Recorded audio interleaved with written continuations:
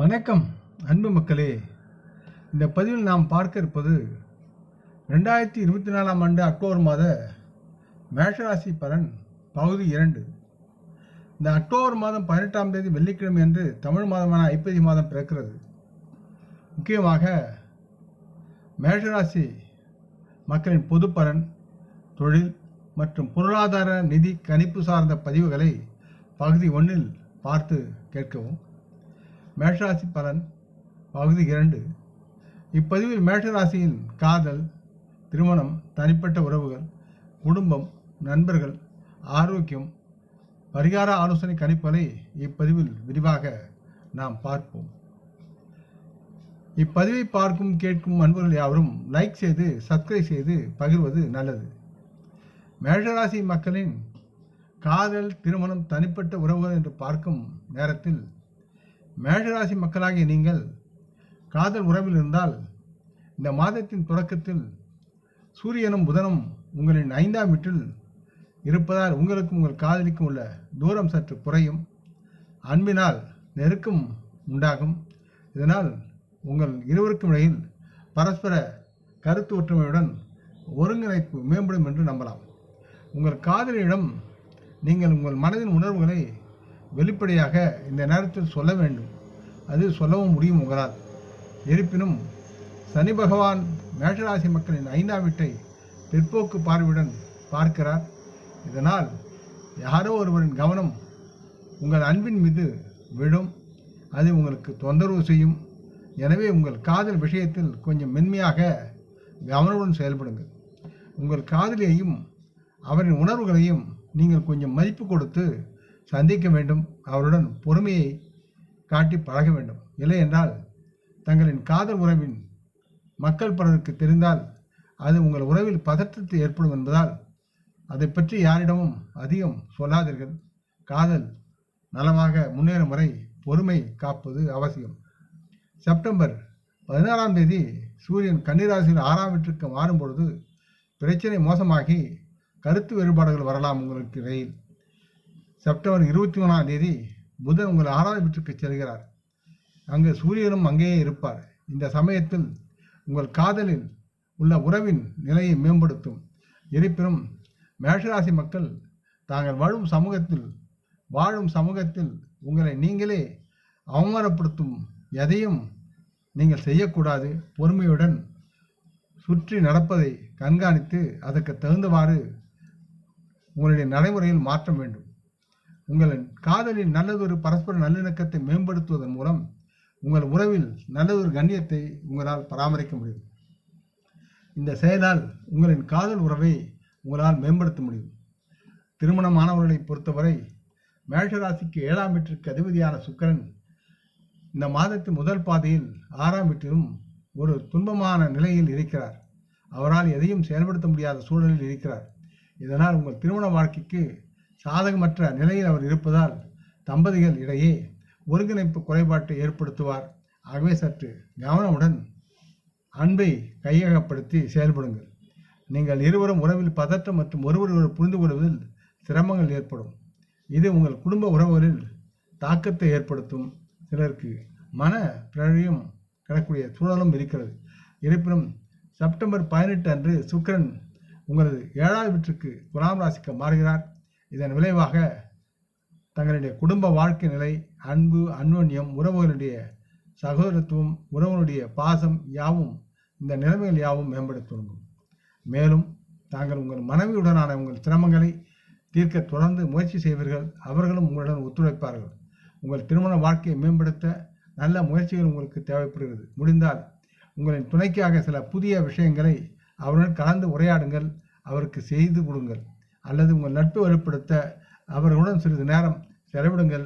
சிறிய சுற்றுலா சென்று வரவும் நலமாக இருக்கும்.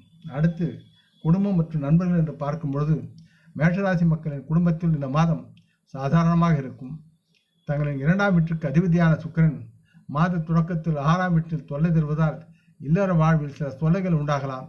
சில சொத்து அல்லது குடும்ப கருத்து வேறுபாடுகள் உங்களுக்கு பிரச்சனைகளை ஏற்படுத்தலாம். இருப்பினும் மேஷராசி மக்களுக்கு 2ஆம் வீட்டில் குரு பகவான் இருப்பதால் குறிப்பிட்ட சிரமங்களிலிருந்து எளிதாக நீங்கள் வெளியேறுவதற்கான வழியையும் உங்களுக்கு அவர் காண்பிப்பார். எனினும் இந்த மாத தொடக்கத்தில் குடும்ப வாழ்வில் சற்று டென்ஷன் இருக்கும். இருப்பினும் மாத கடைசியில் கஷ்டங்கள் யாவும் குறைந்து முன்னேற்றம் அடையும். மாதத்தின் முதல் பாதியில் உங்கள் தாயின் உடல்நிலையும் பாதிக்கப்படும் சூழல் இருக்கிறது. எனவே அவரை கவனமாக கவனித்துக் கொள்ளுங்கள். இருப்பினும் மாதத்தின் பிற்பகுதியில் அவரின் ஆரோக்கியம் மேம்படும். மேலும் வீட்டிலும் தங்களது வளிமண்டலம் நேர்மறையில் ஒளிரும். உங்கள் சகோதரனுடன் சில கருத்து வேறுபாடுகள் இருக்கலாம், ஆனால் அவர்கள் இறுதியில் உங்களுக்கு உதவுவார்கள். எனவே அவர்கள் மீது நம்பிக்கை வைத்து உங்களால் முடிந்தவரை அவர்களுக்கு ஆதரவளிக்கவும் அவருடைய குடும்பத்தை பாதுகாக்கவும்.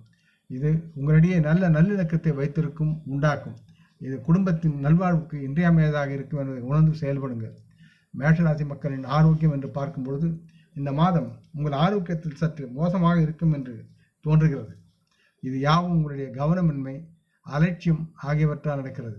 மேஷராசியின் அதிபதி செவ்வாய் 3ஆம் வீட்டில் இருப்பதால் உங்களுக்கு அபரிமிதமான தைரியத்தையும் மனோ பலத்தையும் தருவார். அதேபோல் உங்கள் உடல்நல பிரச்சனைகளை யாவும் குறையக்கூடிய தன்மையில் இருக்கிறது. தங்கள் 2 மற்றும் 7ஆம் வீட்டுக்கு அதிபதியான சுக்கிரன் 6ஆம் வீட்டில் கேதுவுடன் சேர்ந்து வலுவிழந்த ராசி கன்னியில் இருக்கிறார். மற்றும் செவ்வாயின் செல்வாக்கு மற்றும் வியாழனின் அம்சம் காரணமாக உங்களுடைய தேக நலனை நீங்கள் அக்கறையுடன் பாதுகாக்க வேண்டிய சூழலும் இருக்கிறது. இதனால் நீங்கள் வயிறு தொடர்பான சில பிரச்சனையை சந்திக்க நேரிடலாம். நீரிழிவு நோயாளிகள் கூடுதல் பிரச்சனையை சந்திக்க நேரிடும். நீங்கள் மருந்தை உட்கொண்டால் அதை தொடர்ந்து எடுத்துக்கொண்டு நல்ல பிரம்மச்சரியத்தை கடைபிடிக்க வேண்டிய சூழலும் இருக்கிறது. தகுந்த மருத்துவரின் ஆலோசனையை நாடுவதும் பெறுவதும் நன்மையாக இருக்கும். இதன் விளைவாக நீங்கள் சிக்கல்களை தீர்க்க முடியும், நலமாக ஆரோக்கியமாக வாழ முடியும். சுக்கிரன் இங்கிருந்து விலகும் இந்த மாதத்தின் பிற்பகுதியில் தொல்லைகள் யாவும் குறைய தொடங்கும். அதே நேரத்தில் சூரியன் மற்றும் புதன் 6ஆம் வீட்டில் இருப்பதால் ராகு மற்றும் கேதுவால் பாதிக்கப்படுவார்கள். எனவே இது தங்களின் ஆரோக்கியத்திற்கு முக்கிய கவனம் கொடுத்து நீங்கள் செயல்பட வேண்டிய மாதமாக இருக்கிறது என்று உணர்ந்து செயல்படுங்கள். எக்காரணம் கொண்டும் தேக நலனில் அலட்சியம் வேண்டாம். மேஷராசி மக்கள் தங்களுடைய தேக நலனில் முன்னுரிமை கொடுத்து செயல்பட வேண்டும் என்று கேட்டுக்கொள்கிறேன். மேஷராசி மக்களுக்கு பரிகார ஆலோசனை என்பது சனி பகவான் இந்த மாதத்தில் பிற்போக்கு நிலையில் இருப்பதால் உங்கள் சொந்த உங்களுக்கு 11ஆம் இடத்து ராசியான கும்பத்தில் 11ஆம் வீட்டில் இருப்பதால் உங்கள் வருமானம் தொடர்ந்து அதிகரிக்கும் சூழலை நீங்கள் காண்பீர்கள். இத்துடன் மேஷராசி மக்களுக்கு ஒன்றுக்கு மேற்பட்ட வழியில் பணம் சம்பாதிக்க வாய்ப்பும் கிடைக்கும். மேஷராசிக்கு சூரியன் 5ஆம் வீட்டில் அமர்ந்து இந்த மாத தொடக்கத்தில் 11ஆவது வீட்டை பார்ப்பதால் தங்களுக்கு இருந்து வந்த வருமான கஷ்டங்கள் யாவும் குறையும் மற்றும் பணப்பணங்கள் யாவும் அபரிமிதமாக கிடைக்கும். வேலையில் இருப்பவர்கள் அதிக முயற்சியையும் நேரத்தையும் செலவிட வேண்டியிருக்கும். இதற்காக நீங்கள் எப்பொழுதும் தயாராக இருக்க வேண்டும்.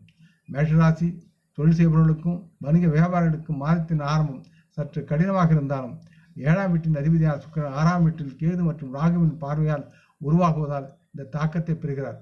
செவ்வாய் மற்றும் வியாழன் போன்றவற்றின் தாக்கத்தையும் கொண்டிருப்பதால் கவனமாகவும் எச்சரிக்கையுடன் வேலையிலும் தொழிலும் வணிக வியாபாரத்திலும் செயல்படுங்கள் என்று கேட்டுக்கொள்கிறேன்.